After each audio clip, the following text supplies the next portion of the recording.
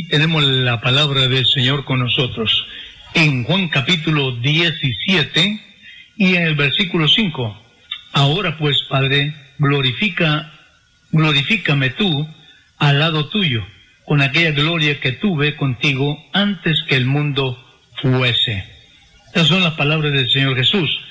Dice, ahora pues, Padre, glorifícame tú al lado tuyo, con aquella gloria que tuve contigo antes que el mundo fuese. Esta es parte de la oración que Jesús está haciendo. Si nosotros lo encontramos en todo el capítulo 17 del libro de Juan, encontramos que en todo el capítulo es una oración que Juan la recopiló de las 3 horas de oración que Jesús hizo en el monte Getsemaní. La encontramos ahí en el libro de Mateo, capítulo 26, versículo 36 en adelante. Y la encontramos en Marcos, capítulo 14, versículo 32 al 42. Y Lucas 22, 39 al 46. Ahí encontramos la oración que Jesús hizo, que duró 3 horas.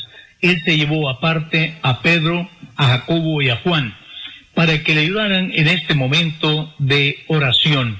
Jesús expresa su angustia, su dolor, y él dice, mi alma está triste hasta la muerte, porque él está sabiendo a lo que se enfrenta, y es precisamente el momento de la muerte. Por eso, en esta oración ha sido calificada por muchos exégetas con la oración pontificial. La oración pontificial, lo que está diciendo esto es que Jesús está orando en el lugar de un pontífice. La palabra pontífice significa ponte, un puente, y en el vacío que había entre Dios y el hombre no había otra manera sino el puente. Jesús dijo claramente, yo soy el camino, la verdad y la vida. Nadie viene al Padre sino por mí. Él es el puente, entonces, de tal manera que ponte un puente de pontífice.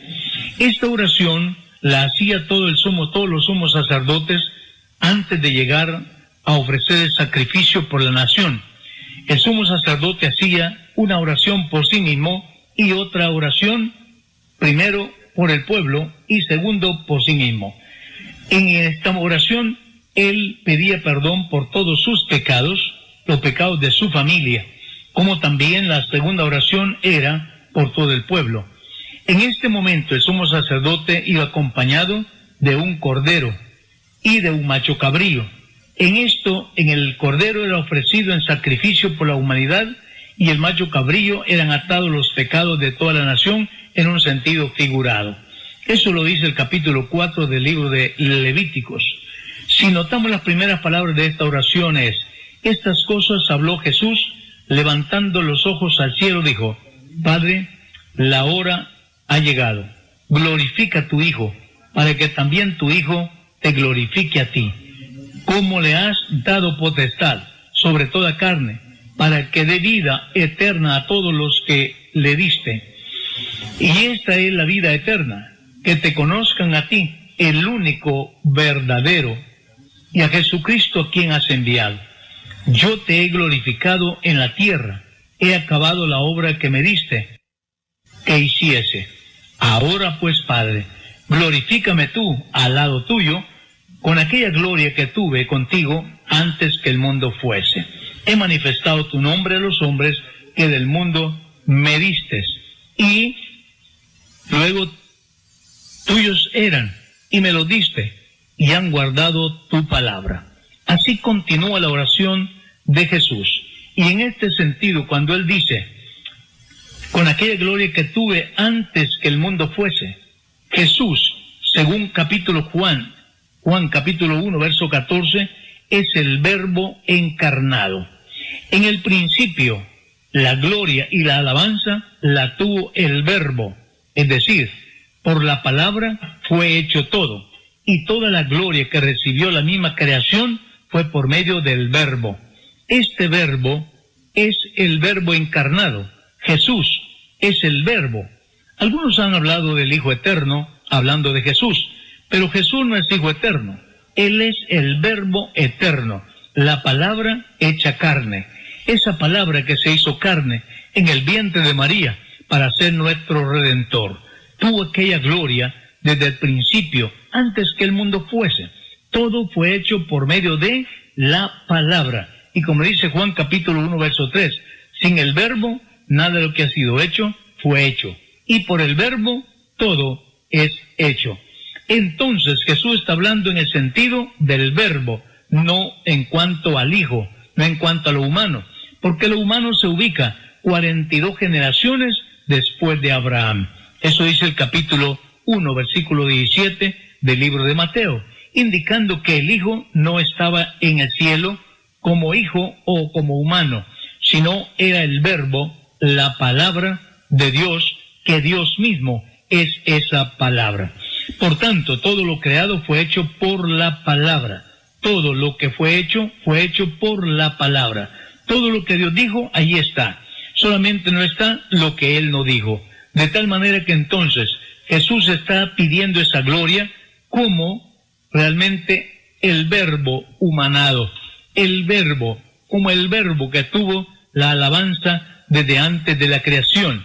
En el capítulo 8 del libro de Proverbios encontramos a la sabiduría personalizada en lo que se conocen las palabras de la gramática, como también ahí encontramos las figuras retóricas, que es prosopopeia, lo cual significa que Dios le da vida a lo que no tiene cuerpo y acción a las cosas que no tienen acción. Aquí se encuentra la sabiduría como si fuera una persona, pero la sabiduría no es una persona, es una característica o cualidad de Dios, aún por cierto, es natural, por eso aún Dios la confiere a los que le aman y le sirven. En el libro de Corintios 12 nos dice que aún es la sabiduría, es también dada por el Espíritu a los creyentes. A uno les es dada, dice, palabra de sabiduría. De tal manera que la sabiduría es un atributo natural o moral de Dios. Lo comparte con aquellos que le sirven. Entonces ahí encontramos a la sabiduría. Yo estaba con Él cuando Él ordenaba todo. Cuando Él ordenaba todo, yo lo hacía. Dice la sabiduría. Esto es el mismo verbo, la palabra que más tarde se encarnó. Jesús en su oración está pidiendo por todos. Y en esta oración era la que hacía el sumo sacerdote cuando él se presentaba cada año ante Dios por medio de la congregación o a favor de la congregación. Nada más que el sumo sacerdote se dio a acompañar, decíamos, por un cordero y un macho cabrillo, mientras que Jesús no lleva ningún cordero, ningún macho cabrillo. Él es la ofrenda, Él es el oferente y Él es la ofrenda. Él está ofreciendo el sacrificio y Él es la ofrenda ofrecida a la vez.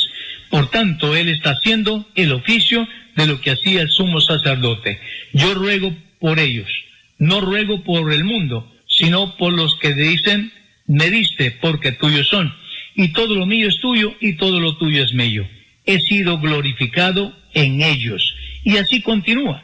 Yo les he dado tu palabra y el mundo los aborreció, porque no son del mundo, como tampoco yo soy del mundo. No ruego que los quites del mundo, sino que los guardes del mal. No son del mundo, como tampoco yo soy del mundo. Santifícalos en tu verdad. Tu palabra es verdad. De manera que todo el capítulo 17 del libro de Juan es especialmente la oración que Jesús hizo en aquellas 3 horas de oración allí en Getsemaní, en la agonía más difícil y más grande de Jesús, presentándose como el sumo sacerdote en favor de la humanidad. Esto no quiere decir que el Hijo estaba con el Padre en el cielo, sino está hablando de el verbo, la palabra. Todo fue hecho por la palabra. El capítulo 1 de Génesis dice, y dijo Dios, y fue hecho. Y dijo Dios, y fue hecho. Entonces el verbo en acción. Jesús es el verbo encarnado, es el verbo viviente, es la palabra de Dios humanada y por ende Jesús es el mismo.